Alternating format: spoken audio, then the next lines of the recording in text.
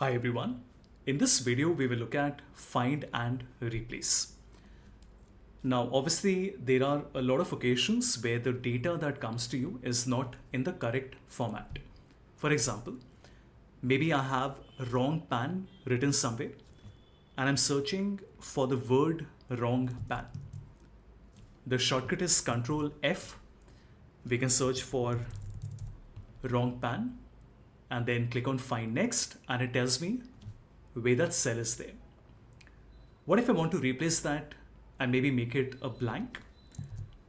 So again, I can go to replace, and then after the wrong pan, I will enter a asterisk.